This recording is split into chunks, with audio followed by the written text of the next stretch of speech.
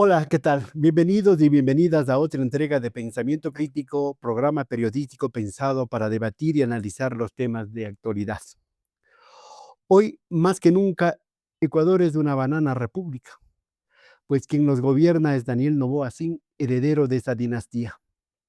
Aunque joven tiene todas las características de la clase dominante de siempre y cuenta con avales y credenciales internos y externos que le blindan, al igual que los chalecos y las armas de nuestros uniformados.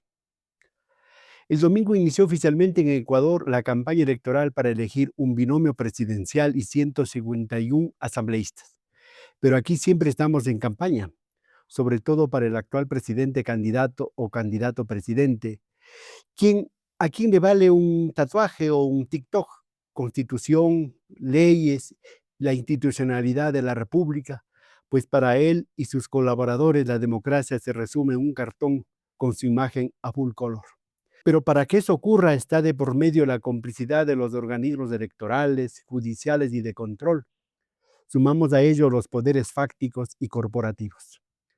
Para ensayar preguntas y forzar respuestas he invitado este día a dos importantes catedráticos y analistas políticos, Napoleón Saltos y Hernán Reyes, a quienes saludo y agradezco su presencia. Gracias, Napoleón, gracias, Hernán, por estar aquí. Comencemos, Napoleón. ¿A qué juegan los militares? ¿A qué juega el señor Noboa? Tomando como imagen una cadena nacional, por ejemplo, del señor ministro de Defensa, Lofredo, que se siente condolido con los padres y familiares de los 4 niños asesinados de las Malvinas, pero amenaza a la jueza, amenaza a los derechos humanos y como que dice a toda institución, cuidadito que verán quién nos respaldan, quién nos protege, Napoleón. Bueno, primero empecemos saludando el año nuevo, aunque estemos en una situación tan difícil y empecemos por un mundo complicado.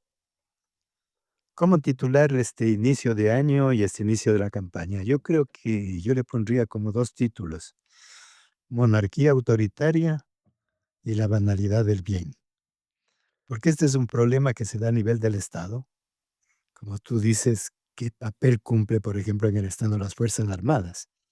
Acabamos de ver acontecimientos en los cuales no se decide por el mecanismo del Estado de Derecho, ni el tema de la sucesión de la vicepresidenta, ni el tema tampoco de los 4 niños, para hablar de 2 de los acontecimientos.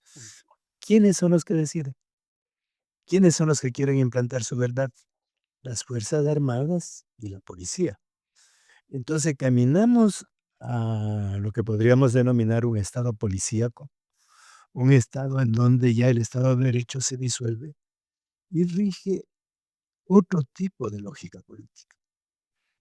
Las Fuerzas Armadas son un elemento clave y estamos viendo también qué tipo de poder se empieza a constituir. Habrá que ver si el proceso electoral tiene capacidad de modificar o no esta tendencia. Para allá caminamos, pero no es solo responsabilidad del Estado. Lo preocupante, si es que observamos qué es lo que pasa en el Ecuador, también es el estado moral y de conciencia de la ciudadanía, porque otra vez, en estos acontecimientos, ¿qué es lo que aparece? En el tema de los 4 niños, por ejemplo, surge con mucha fuerza el racismo y empieza a haber toda una argumentación que liga el tema del autoritarismo, el tema de la guerra interna, el tema del racismo. Si son niños delincuentes, está bien que haya la mano firme de las Fuerzas Y la Armadas limpieza. y que haya la limpieza, no dicen la limpieza racial como en viejas épocas. A veces yo hablo de una situación Brasil, protofascista. podríamos tenerlo como ejemplo que Sí, hubo, ¿no?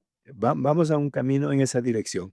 No es un problema solo del Estado, sino que lo que tiene que preocuparnos es también el estado moral y de conciencia de la ciudadanía, y al iniciar un año, tal vez también al iniciar una campaña, tratar de ver por dónde podríamos encaminar un cambio, por dónde podríamos todavía decir feliz año y todavía hay esperanza. Ojalá podamos decir algún día feliz año, feliz día y felices de los ecuatorianos, ojalá. Eh, Hernán, ¿a cambio de qué hacen los militares y los policías todo esto? de parapetarse en la Plaza Grande para no dejar pasar a la gente, no dejar pasar a la vicepresidenta, nos caiga bien o nos caiga mal, vicepresidenta al fin, y escogida por Noboa. ¿A cambio de qué? ¿Y a dónde apunta todo aquello? Y un saludo, Fernando, un saludo a Napoleón también. Bueno, primero, dentro del delinear lo que sería el contexto, concuerdo en muy buena medida con las palabras mencionadas por Napoleón. Creo que vimos un narcoestado que está dirigido por alguien que no está respetando la Constitución y las leyes, o está al menos, si lo vemos en los términos menos pesimistas, está manejándose siempre al borde de aquello, o usufructuando quizá de los vacíos que las normas tienen en este país. Y vemos por el otro lado a una sociedad tremendamente, según algunos, narcotizada, yo diría una sociedad absolutamente aterrorizada, la sociedad del miedo. En ese sentido, lo que fue, y me refiero a lo que tú mencionabas al inicio, Fernando, la cadena nacional en horario de máxima audiencia, que hubo hace pocas horas por parte del ministro de Defensa, el señor Lofredo, rodeado por una cantidad enorme de militares jóvenes, pero ante un auditorio de militares, con uno que otro civil de por medio, creo que refleja perfectamente bien también el poder fáctico que está detrás justamente de este gobierno con tintes ya no autoritarios, sino casi dictatoriales, y que al mismo tiempo, yo me atrevo a decir, expresa la esperanza para mucha gente, tal vez ese 30% de personas que aún apoyan a este gobierno, de que sea la única vía, la vía militar, la vía de la mano dura, la vía de la represión violenta y sin límites contra el crimen organizado. No nos olvidemos que, para matizar aún más este escenario, según el último Latinbarómetro latinoamericano, el 55, algo más del Prefieren la 55% de los dictadura. ecuatorianos preferirían una dictadura a un régimen democrático. Entonces, yo me atrevo a decir que con todos estos ingredientes está la receta perfecta para ver qué es lo que está pasando en el Ecuador y para poder encontrar, digamos, las causas estructurales de todos estos episodios, por demás aberrantes, que demuestran, yo diría, la mayor perversidad de lo que yo al menos recuerde en cuanto al ejercicio de la política en el Ecuador. Napoleón, pero esto no es que de la noche a la mañana se ha dado, ¿verdad? Esto de la destrucción del tejido social, esto de la inmovilidad de muchos sectores, esto del posicionamiento de la nueva derecha, de los conservadores, no es una cosa, como digo, de la noche a la mañana, no nos despertamos con esto. ¿Cómo ha sido este proceso para llegar a este momento en el cual no tenemos todavía una idea de cómo salir? Hay un proceso largo de desgaste de la democracia formal liberal. Yo diría hay un vaciamiento progresivo y esa relativización del Estado de Derecho hace que no funcionen las instituciones. O mejor dicho, las instituciones están encaminadas a un objetivo. Hay instituciones, Funcionalmente, ¿no? Todo funcionalmente. hay las Fuerzas Armadas. Miremos en el caso de las Fuerzas Armadas de Calvet Lavino, que es lo grave que está sucediendo y que debiera alertarnos. Una de las tradiciones de las Fuerzas Armadas, que lo repite mucho el propio general Moncayo, estos generales que se decían que era Progresista. acción, algo progresista. Decía, las Fuerzas Armadas ecuatorianas jamás van a dirigir sus armas contra el pueblo.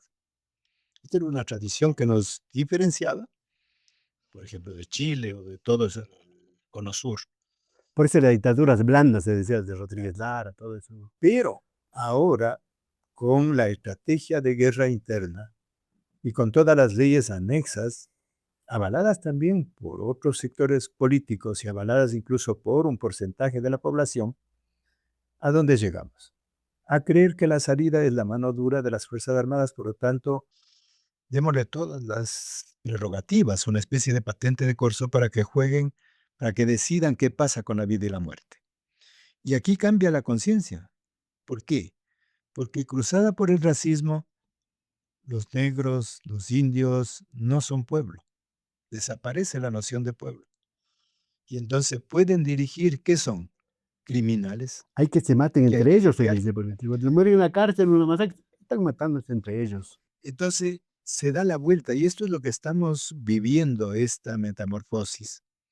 Ahora, esto tiene una base profunda, sí en la política y en la cultura, pero yo diría que lo que estamos viendo es una base material que es la que se disuelve. Mira, tomemos algunos datos objetivos de ahí de la economía. Los propios organismos internacionales, la CEPAL ya habla de una crisis de menos 0,4%. Es decir, el PIB cae, es negativo. Yo pienso que si hiciera cuentas un poco más objetivas, incluso caería más, porque podríamos partir del informe que dio en octubre el Fondo Monetario Internacional, en donde decía que era posible que el Ecuador crezca al 0,4%. Las cámaras empresariales dijeron que el apagón representaba cuánto de pérdida, 4.000 millones de dólares. Eso significa 4% del PIB. El ministro es mil más. Por esto digo, sí, por esto digo, me parece que hay una disolución de la economía, hay una caída de la economía, porque ¿en dónde estamos entrando? ¿Hay una economía productiva en el país? No. ¿Hay alguna en este periodo, y no solo en el de Novoa, sino que habría que ver atrás? ¿Qué gran empresa productiva ha surgido? Sabemos que estamos al final del petróleo. Quieren llenar eso con minería que tiene muy poco, pero no hay empresas productivas y el abandono del campo va acompañado allí. Entonces, ¿cómo se maneja la economía? Entonces, ¿quién financia y quién sostiene la economía ecuatoriana? Me parece que ahí está la raíz, porque la única explicación que tenemos de si es que no hay producción, si es que no hay una política de producción, mira, el gobierno ahora debiéramos tomarle cuenta de el fondo de inversiones que estaba asignado en el presupuesto ejecutó el 61%. Es decir, cerca del 40% ni siquiera de inversión se ha realizado. ¿Cómo se va a manejar la economía? ¿Dónde está la economía? O del lado privado o del lado público. ¿Qué podemos prever? Viendo así cifras, si es que no hay elementos de producción, ¿de dónde viene? Una fuente es el sacrificio que hacen nuestros migrantes, porque son cerca de 6.000 millones de dólares, es decir, el 6% del PIB del Ecuador está sostenido no por la producción interna, sino por el sacrificio de los migrantes. No hay acá procesos internos de economía. Y lo otro habría que pensar en esta economía oscura, Paralela ya. narcotráfico, paralela, que está contaminando absolutamente todo. Claro, allí ya no podemos acudir a los datos internos, sino que hay que ver lo que desde afuera nos viene como noticias. Recuerda que ahora el Ecuador, el principal producto de exportación que tenemos es Y la petróleo. UAF no tiene nada para No, decirnos. acá internamente no hay, pero si tú ves y observas las redes y las noticias internacionales, prácticamente el Ecuador es el principal exportador de droga en este periodo y eso no se está cuantificando. Se utiliza un referente un poco antiguo de la ONU que dice que más o menos el lavado sería entre 3,5 y el 4%, es decir, estaríamos hablando 4.000, 5.000 millones de dólares, pero en realidad ahora ya se está viendo que no solo es lavado directo, ya no es solo lo que se logra cobrar por el narcotráfico, sino los negocios derivados. Entonces hay una economía ilegal, una economía contaminada que puede llegar a duplicarse o triplicarse a esa cifra tradicional. Lo que en un hogar, en una casa, se preguntara si el papá no trabaja. ¿Y de dónde tiene la plata? ¿Verdad? Si no produce, no trabaja, dice, papá, ¿y de dónde sacaste pues para irnos de paseo, para comprar el auto, para comprar una casa? Esa sería una comparación. Hernán, pero con todas estas cosas, los apagones, cerca de un mes sumado en horas, tuvimos de apagones, sumado, cerca de un mes. El- Contradicciones en que los empresarios decían tanto y el ministro de Economía decía, no ha sido mucho, poquito nomás ha sido. El asunto de esto, de la muerte, asesinato cruel de estos 4 niños de las Malvinas, y con otros elementos, desempleo, falta de medicina, salud, con todos esos elementos, con todos esos peros, ¿por qué este gobierno, según Sedato, según Comunicaliza, está sobre el 60% de aceptación y con más de un 30% de intención de voto? ¿Cómo se explica? ¿Por qué la gente respalda a Novoa teniendo esos números, teniendo ese cuadro social, ese cuadro económico? Primero, solo para complementar lo que decía Napoleón, a mí me parece que este doble juego, ¿no? Que además va de bastante más atrás. Me parece que el Ecuador, después del retorno a la democracia en el 80, los fines de los 70, 80, tuvo como 16 años aproximadamente de una relativa democracia, una democracia de corte liberal, donde de alguna manera había un respeto a la institucionalidad. Cuando se dieron algunos episodios lamentables, estoy pensando, por ejemplo, en la injerencia del Ejecutivo en la justicia, en el periodo de León Febres Cordero, los tanques en la Corte de Justicia, por ejemplo, en la Corte Suprema de Justicia, eso realmente tenía una amplificación en la sociedad y generaba, yo diría, un repudio generalizado. Eh, Sin embargo, yo creo que después del periodo de Sixto Durán Ballén, se da este interregno, diría yo, de tres gobiernos que no logran terminar su periodo, Abdalá Bucaram, la misma y Lucio Gutiérrez. No se logra, yo diría, constituir un proyecto, para utilizar una vieja categoría, nacional popular, sino que finalmente empieza una disputa interna entre las élites y que yo creo que abre paso para que vaya poco a poco esta economía criminal empezando a emerger en Ecuador. Cuando no hay Estado, evidentemente no hay control, no hay regulación y por supuesto van a ser otros actores los que empiezan a ocupar ese espacio. Y me parece que lo que se está dando, ahora sí, para responder a tu pregunta, después de todo este proceso, no solamente es un proceso, después vienen de hecho, los 10 años del correísmo con evaluaciones, diríamos, bastante divergentes entre sí, pero creo que coincidimos en que el segundo periodo del gobierno del correísmo es un periodo en el cual el proyecto que tenía el correísmo va descomponiéndose también y, por supuesto, da paso a lo que tenemos ahora. Me parece que lo que emerge después del correísmo, ya con Moreno, es una antipolítica. Y la antipolítica es precisamente lo que permite que se estén suscitando los eventos que tú mencionas.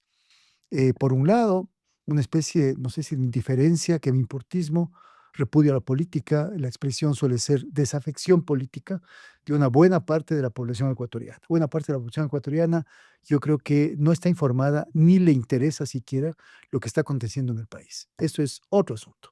Está ocupada de su propia vida, de la vida de su familia máximo y hasta ahí De la olla, diría popularmente, ¿no? de la olla de la casa.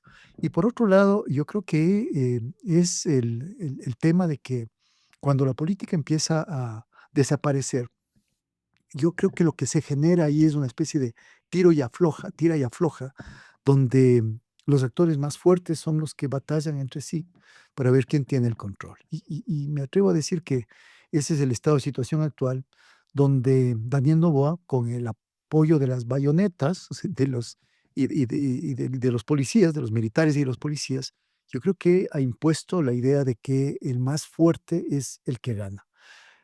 Súmese a todo aquello un proceso lamentable de polarización ideológica y política que hubo en el Ecuador y que fue derivando en polarización social.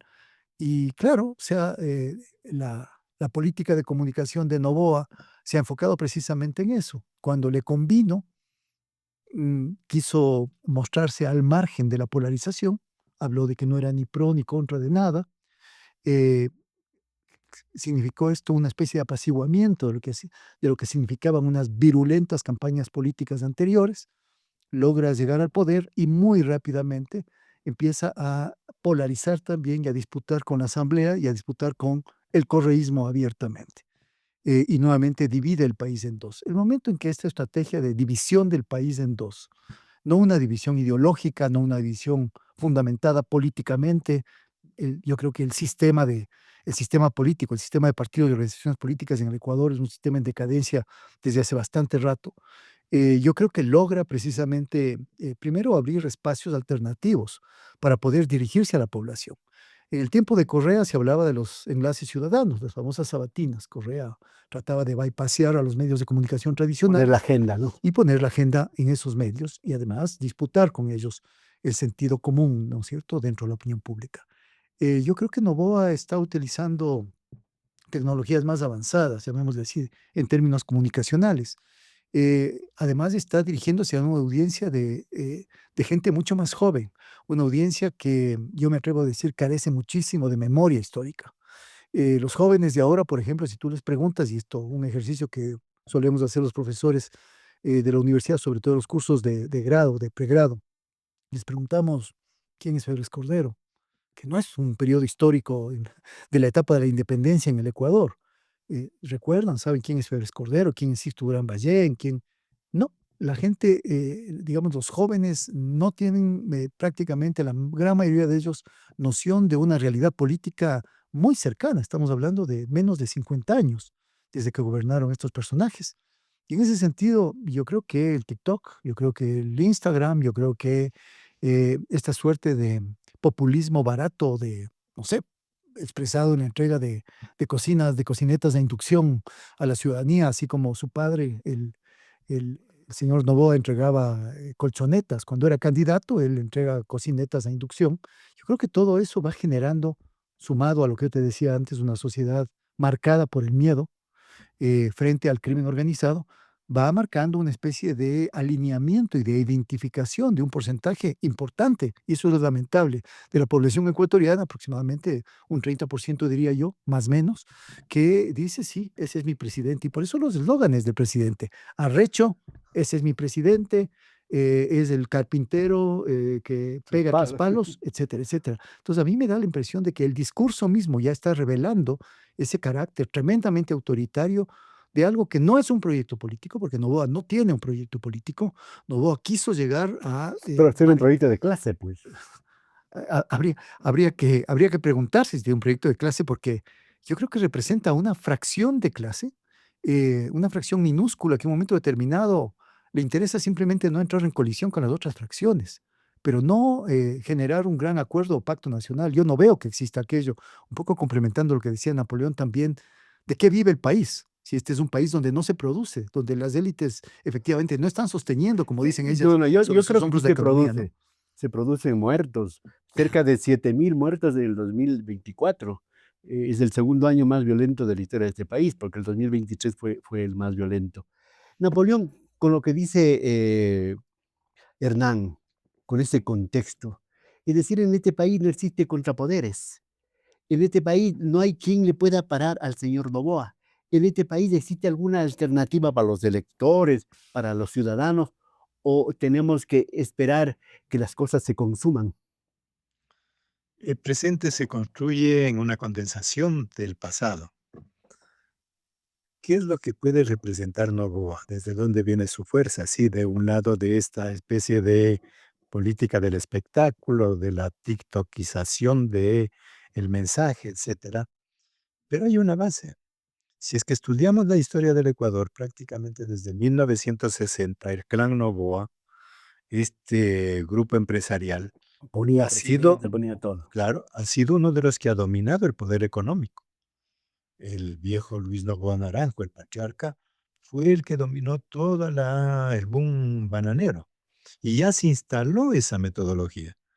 Para mencionar un solo hecho, tratando de traer la memoria a Febres nuestros Cordero jóvenes, fue parte de... veamos cómo Noboa padre, abuelo sería en este caso Luis Noboa Naranjo, ¿cuándo se consolida? Cuando muere Porque Anderson. Esmeralda. Una muerte bastante rara que nunca se aclaró. Dos modelos de manejo de la economía bananera. Bien, ese era el poder económico. ¿Cuál era el problema? Que siempre estaban buscando el poder político. Y entonces primero fabrican a Febres Cordero. Febres Cordero era un mayordomo, un empleado de Noboa Naranjo. Pero ¿qué hace Febres Cordero? Febres Cordero se consolida, toma el Partido Social Cristiano y sigue su propio rumbo. Entonces no logra cumplir esta articulación entre poder económico, entre la economía y la política. Y luego viene toda la historia. 5 veces Álvaro Noboa intentó ser presidente, Comprar la presidencia. comprar la presidencia, hacer su propio partido, etcétera, y no lo logró. Sorpresivamente esto se cumple en la tercera generación con Daniel Noboa. Entonces, ¿cuál es la primera raíz que hay que observar? Que hay una base económica, pero un modelo económico ¿cuál? La agroexportación, no con producción interna, porque esto es interesante estudiar, puede parecer un detalle. Los Novoa, desde el abuelo, desde Luis Novoa Naranjo, no surgen de la producción agrícola, sino de la intermediación. Es decir, es, para utilizar palabras difíciles de aquí, de Samir Amin, una burguesía compradora. Y a huevo. Entonces, es lo que pasa aquí con nuestro campesinado. El campesinado produce, viene un intermediario, coge E impone los e precios y impone todas los las precios y le condiciones, pone ¿no? el ritmo. Entonces, no es un proceso productivo, es una visión comercial, es una visión que se conecta con una medida de ganancia especulativa. Esta es la primera raíz. Pero si se articula con el nuevo tiempo, capital financiero, capital criminal, entonces estamos viendo, y esto es lo que tiene que preocuparnos. A veces decimos, sí, caminamos al narcoestado, pero veamos en concreto, ¿por dónde sale la droga? ¿Qué es lo que nos dicen otra vez los datos ¿Qué pues? internacionales? Por los puertos, ¿y básicamente en qué? En todos los containers de exportación de banano, exportación de materia perecible. No es una contaminación inocente de los containers. Entonces. Entonces, aquí hay una articulación entre el proceso interno y el proceso mundial. Esto no sucede solo por lo que está aconteciendo en el Ecuador.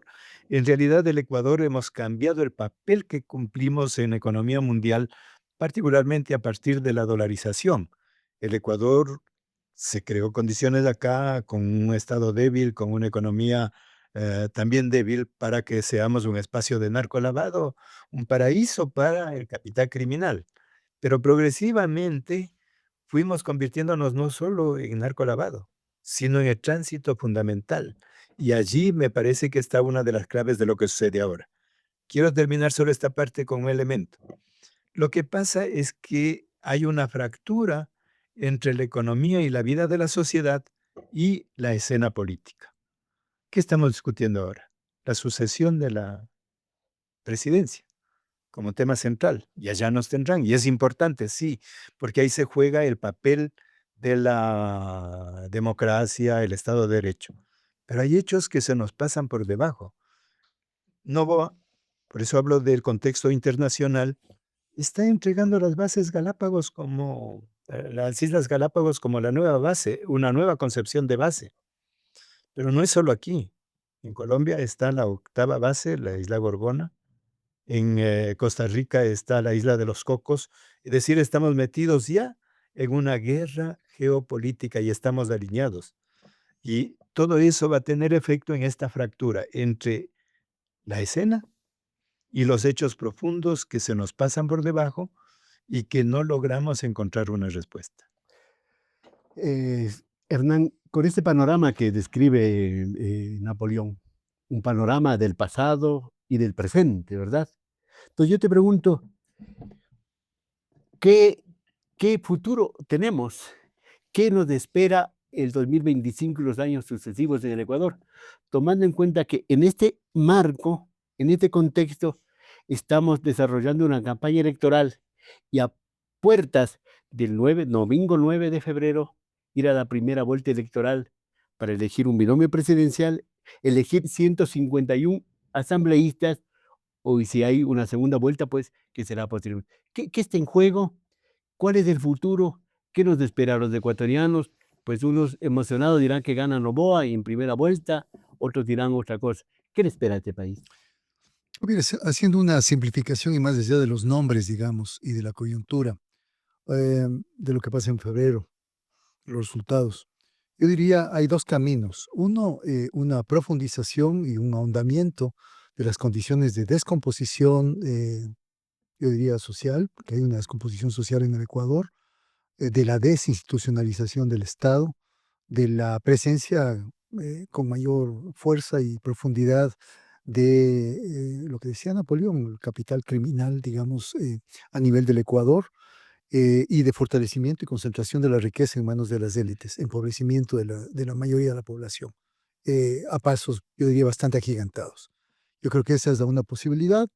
eh, Claramente, yo diría, decía más allá de los nombres, pero creo que hace falta también dar algunas señales menos inequívocas. Si es que Noboa gana, yo creo que Noboa es la figura preponderante, digamos, paradigmática, el adalid de este camino. Este sería un camino que yo diría, golpearía fuertemente al Ecuador. eh, y los resultados creo que están a la vista, ¿no? Son las tendencias que ya observamos. Los niveles de migración, yo creo que estallarían a grados nunca antes vistos. Yo creo que los niveles de pobreza crecerían de manera brutal. Yo creo que los niveles de fricción, tensión de la antipolítica llegarían ya a extremos mucho mayores. La violencia interna se acrecentaría, etcétera, etcétera. Y creo que hay, por el otro lado, la posibilidad, yo diría, de una suerte de, de pare a esto, sin que quiera revelarme yo demasiado optimista al respecto.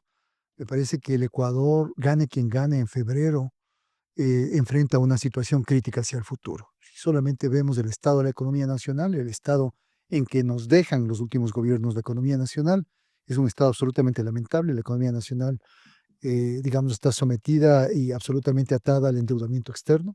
Hay un nivel de endeudamiento inédito y los compromisos con el Fondo Internacional ya cada vez resultan menos negociables, diría yo.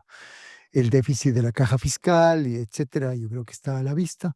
Por lo tanto, gane quien gane, si no es Noboa, evidentemente digo del resto de candidaturas, en febrero creo que se encontraría con un estado en bancarrota prácticamente. No se trata solo de que Noboa no quiera invertir en el sector social, sino que no tiene, primero, no tiene mucho interés, pero tampoco tiene con qué, porque él ha optado por más bien destinar los recursos para pago de deuda y tener esa cuenta flotante, digamos, en el exterior. Eh, Creo que podría haber una suerte de recuperación de algún tipo de institucionalidad en el Estado, si es que no es Noboa quien gana en febrero. Digo yo porque eh, los niveles de agravio que ha habido al cumplimiento de la ley, al respeto a la ley por parte de Noboa, yo creo que han llegado inclusive a afectar a aquellas organizaciones políticas y aquellos sectores económicos, incluyendo algunas élites, que las están asustando. Yo creo que la gente está, esos sectores están un poco empezando a tener miedo de a dónde podemos ir y finalmente qué puede pasar, inclusive con sus propios intereses. Entonces yo creo que va a haber podría haber como un camino alternativo, no diría una normalización de la situación en el Ecuador, no creo que se dé aquello, pero una merma, un apaciguamiento, un amortiguamiento de lo que significa, yo diría, el proceso de crisis superpuestas, de multicrisis que vivimos en este momento. Y también tal vez abría esto las puertas para que haya un proceso de recomposición del tejido social, que es lo que viene a continuación. O sea, cuando el contexto es tan explosivo como el que tenemos, resulta el peor de los escenarios para que la gente pueda de alguna manera organizarse. Me parece que sí mejora de alguna forma el escenario nacional con una candidatura diferente a la de Daniel Noboa. Y yo me atrevería a decir que, tal como están dadas las cosas, hay una sola candidatura que creo que le disputa en términos numéricos la posibilidad de aquello. Lamentablemente, me gustaría, por ejemplo, que pudiera una candidatura alternativa como la de Leonidas Issa estar mejor posicionado frente a las elecciones de febrero próximo, pero no creo que sea el caso. Yo creo que es la única posibilidad para hablar con cierta esperanza de un mejor Ecuador en los años venideros. Sin nombrar, pues Hernán lo dice la Revolución Ciudadana, ¿no? La señora Luisa González.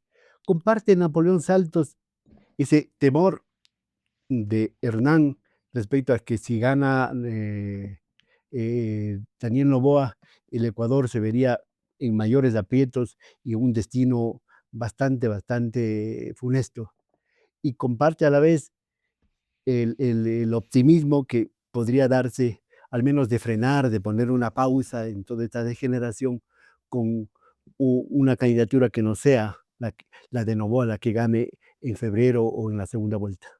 ¿Cuál es el dato más interesante que dan las encuestadoras?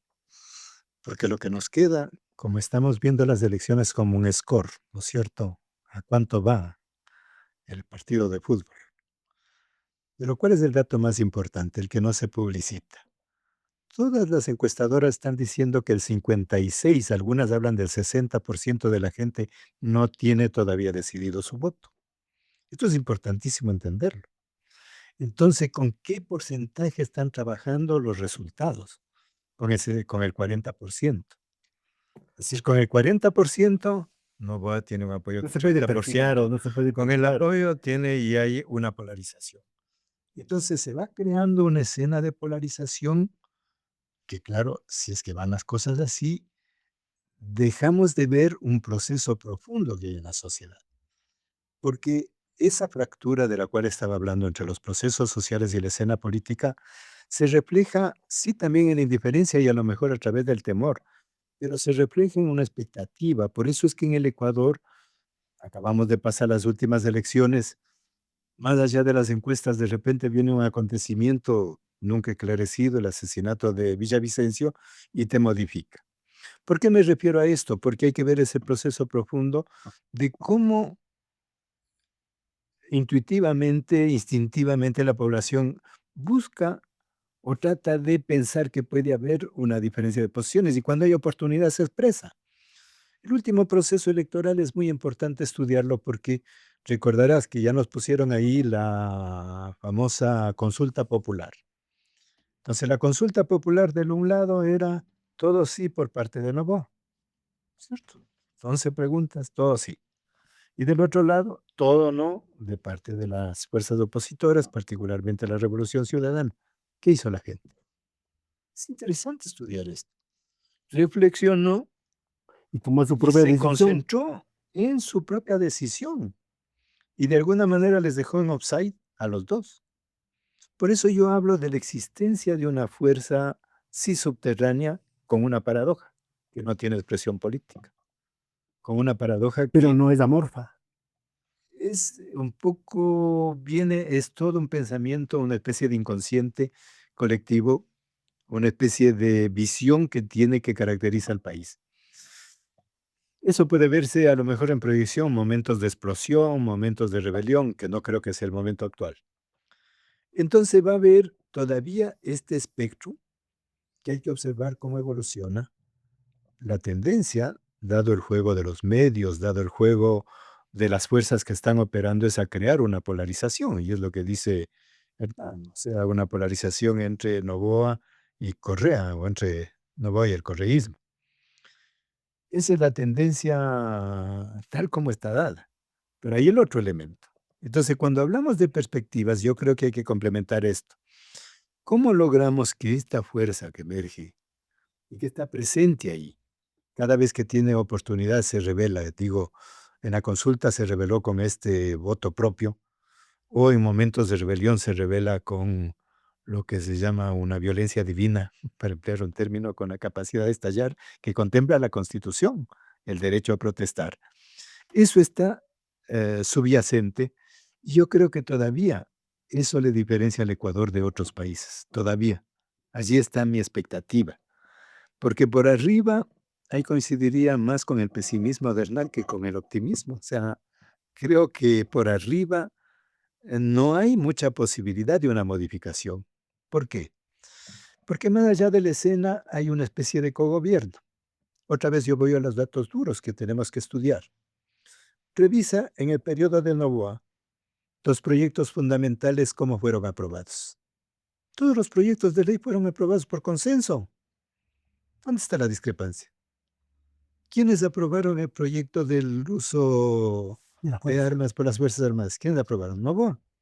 Si Noboa contaba en ese momento con 18 asambleístas, ¿quiénes respaldaron? Partido Social Cristiano, Revolución Ciudadana. Hay leyes que se aprobaron sin un solo opositor. unánime. O sea, no hubo ni siquiera una voz crítica. Entonces, si hay que ver la escena, y creo que la escena va a una polarización, habrá que ver cómo camina eso, pero hay un sustrato de cómo funciona el poder. Yo arriba veo la tendencia de una especie de cogobierno y todavía de un empate catastrófico, porque puede ser que gane Noboa o Luisa, o no sé si habrá algún acontecimiento que rompa y que haga emerger esa otra fuerza que viene desde abajo, pero vamos camino a un empate porque alguien va a tener una correlación de fuerzas dentro de la Asamblea. Y la democracia se ha reducido a ver quién controla qué cargo. No es una democracia de Estado de Derecho, ¿no? Aquí, ¿qué disputan las fuerzas políticas? ¿Quién controla el Consejo de Participación Ciudadana? Ah, no, está el tal señor que está vinculado acá, entonces le ponemos al otro. Ahorita, ¿qué están disputando? ¿Quién va a ser el próximo o la próxima fiscal? Fiscal. ¿Quién controla el CNE? Bueno, ahorita ya tienen asegurado quién controla y todos los vínculos, pero ¿quién controla el CNE? ¿Quién es la próxima corte? Esa es una situación, por eso digo, yo más bien voy por arriba con un poco de pesimismo. Y creo que las elecciones no van a aportar mucha posibilidad de variar. Puede haber variaciones y creo que es correcto lo que dice Hernán, hay que hacer diferenciaciones, no meter a todos en un saco y ver si hay alguna posibilidad. Creo que hay fuerzas que aunque sea todavía desde el discurso ideológico están planteando algunas salidas y puede a mediano plazo encontrar una sintonía entre esa energía que viene de abajo y la posibilidad de una nueva representación. Bueno, yo he oído no solo a Napoleón eso del cogobierno, ¿sí? He oído en algunas otras voces. ¿Algún comentario a eso, Hernán, de ese cogobierno de Noboa y el correísmo y otras fuerzas expresadas en la Asamblea Nacional? ¿Y qué puede pasar pues con ese escenario de cogobierno o de cosas que hay debajo de la mesa? A ver, creo que sí, si se ven los datos a nivel legislativo, de cómo fueron aprobados proyectos de ley, uno podría decir que hubo etapas y etapas. Acordémonos además que el correísmo intentó, no sé si cogobernar, porque la palabra que utilizaron fue Gobernabilidad llamaban esos. lograr una gobernabilidad con Lazo, una gobernabilidad que finalmente fue fallida porque Lazo a la larga terminó dejándolos a un lado, juntándose con otras fuerzas políticas. Pero creo que con Noboa intentó desde una visión, yo diría, bastante liberal de la política, que la tiene efectivamente el correísmo, tratar de leyes que a ellos les parecieron que eran de beneficio para el país en un momento determinado, apoyar aquellas leyes. Ese periodo se ha roto varias veces, ha tenido momentos de tensión y ahora está, yo diría, completamente roto. Cuando uno analiza también los datos, como dice Napoleón, los datos duros, eh, Correa acaba la semana anterior, si no recuerdo mal, de vetar totalmente tres leyes, Noboa. perdón, Novoa, tres leyes aprobadas por la, Entonces el asunto de la Asamblea, entre la ellas sanción a la los ley orgánica de, camisetazos. exactamente, reformas a la ley orgánica de la función legislativa. Y por supuesto ya se ve que no hay para nada ningún tipo de gobernabilidad. Pero al mismo tiempo yo creo que esto diferencia al correísmo de aquello que hemos hablado acá, de esas otras fuerzas que quizás no tienen expresión o representación política en este momento, pero que finalmente no comulgan con esa idea de cogobernabilidad democrática en sentido liberal, puesto que no les beneficia en absoluto a su nivel de vida, a su calidad de vida. En ese sentido, por ejemplo, ha resultado curioso cómo el correísmo se ha mostrado siempre renuente, un momento determinado, a radicalizar la postura cuando se ha roto esos acuerdos, yo diría coyunturales, no hablaría yo de cogobernabilidad, sino de acuerdos coyunturales que ha habido, por ejemplo, con Noboa. Eh, Se ha cuidado muchísimo ahora que el gobierno además le ha puesto la cascarita de plátano para ver si es que se reúne el pleno de la Asamblea, ahora con presidencia correísta, y de una persona que pertenece a una línea quizá que podría haber tomado decisiones más radicales y llamar a un potencial juicio político al presidente Noboa. Entonces, a mí me parece que hay ahí elementos interesantes. Internamente, por ejemplo, los correístas se cuidan mucho de decir, el pueblo ya no aguantamos más, salgamos a las calles. Para ellos, un poco todo se reduce a poder ganar, después de 2 intentos fallidos, las elecciones y poder de alguna manera concretar lo que ellos quieren concretar con la ganancia de las elecciones. Yo creo que de todas formas, vuelvo a insistir, resultaría mejor, y, y esto ya lo he dicho otras veces también con respecto a elecciones anteriores, resultaría mejor votar por este tipo de progresismo en una segunda vuelta a caer en esa manida argumentación o pseudo argumentación de ciertas izquierdas que dicen que no, que sería mejor que estén las élites más recalcitrantes en el poder con proyectos como el de Noboa o el de Lazo, porque eso generaría un incremento en las contradicciones sociales y daría posibilidad o condicionaría una posible mayor organización popular. A mí me parece que lo que hemos visto estos últimos años desafía completamente esa argumentación y creo que lo que ha hecho partidos como el Movimiento Popular Democrático en su tiempo, después Unidad Popular, de apoyar candidaturas como la de Guillermo Lasso, lo quiero decir abiertamente, fue la peor decisión política, una decisión además que nos ha costado carísimo, no porque el voto del MPD o de Unidad Popular sea demasiado importante o significativo, pero nos ha costado muchísimo. Creo que el propio voto del nulo ideológico que se planteó por parte de Pachacutic en las elecciones anteriores, a la larga también tuvo un costo muy fuerte. Y claro, la elección y el dilema es en qué hacemos. Votamos por una fuerza que finalmente está, quizá, como decía Napoleón, entrampada en una suerte de juego democrático, donde finalmente no se compone nada, sino todo se va empeorando, o finalmente apostamos a dejar que lo más regresivo, lo más reaccionario de la antipolítica vuelva a hacerse del poder y ver qué pasa en el futuro. A mí me parece que esta última opción es la peor. Muchos dirán, qué pobre país anclado en ese clivaje de correísmo y anticorreísmo, mientras la mayoría de los ecuatorianos están pasando momentos demasiado tristes. Napoleón, para cerrar, se nos acaba el tiempo, ¿cuál sería la reflexión así cortísima en este momento, con este contexto, con este panorama que hemos hablado aquí, que estamos convocados a las urnas y que eso es lo que tenemos, pero por debajo se cuecen muchísimas cosas, muchísimos intereses? Hace una reflexión muy puntual. Cuando Napoleón. parecería que no existe alternativas, hay que cambiar las preguntas, porque en el marco de las elecciones, como plantea Hernán, la única respuesta sería lo que se llama el mal menor. Y eso ya hemos experimentado durante muchos años. En lo inmediato, es muy difícil que sea posible sacar esa fuerza desde abajo. Y habría que cambiar la pregunta, ¿cómo creo condiciones?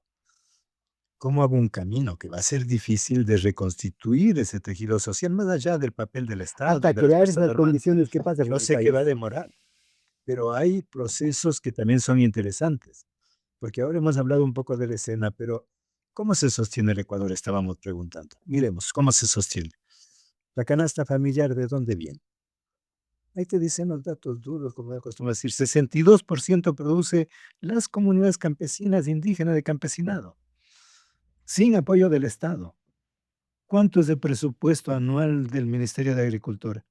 180 millones de dólares para toda la agricultura del país. Y de los 180 millones, Nos gastan todo. y de los 180 millones han ejecutado 61%. Entonces, ¿cómo se sostiene la economía? Yo digo este Ecuador profundo. Sí puede parecer también a lo mejor sustituir con una especie de búsqueda más a mediano plazo, que creo que hay que empezar. Sí, el camino es largo, pero hay que empezarlo a andar.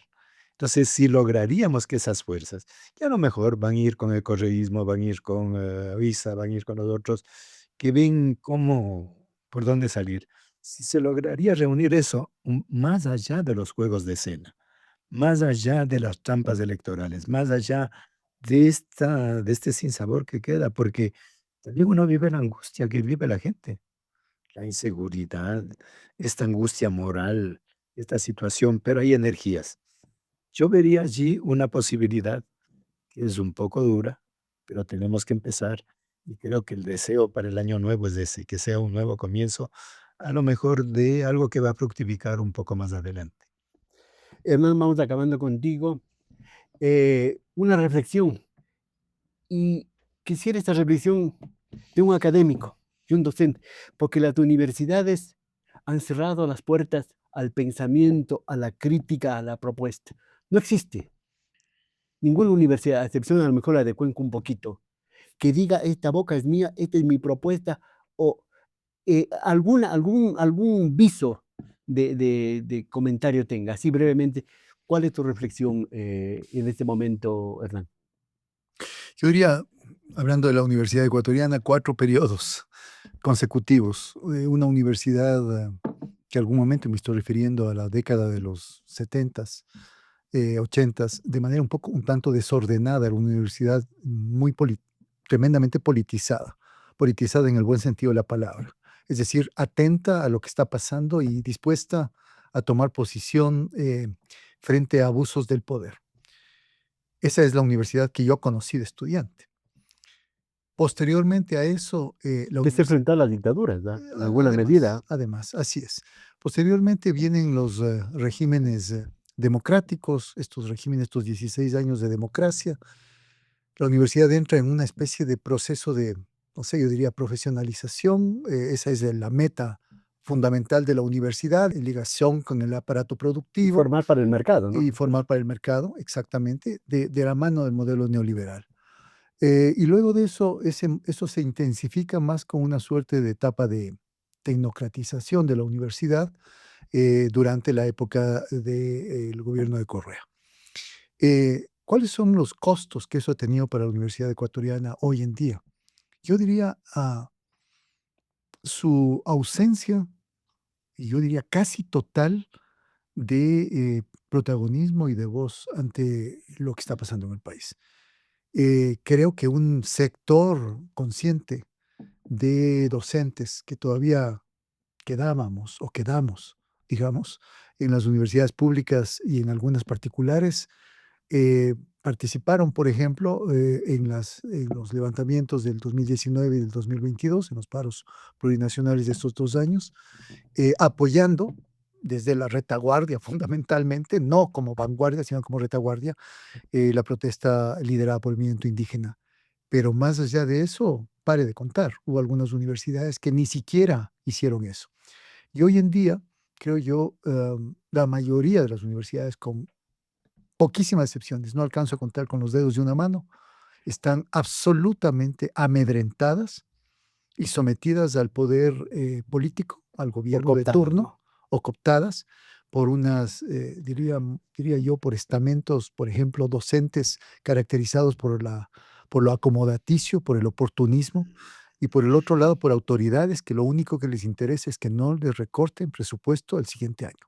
Y si es que, para que no hagan eso, tienen que prestar sus instalaciones para que vaya el gobierno más nefasto que sea, vaya y haga acto público y acto de presencia ahí, lo hacen sin ningún problema. Ese es el lamentable, diría yo, papel que la Universidad Ecuatoriana ha llegado a tener este último tiempo, cuando más necesaria habría sido, yo digo, su voz, su presencia y su historia.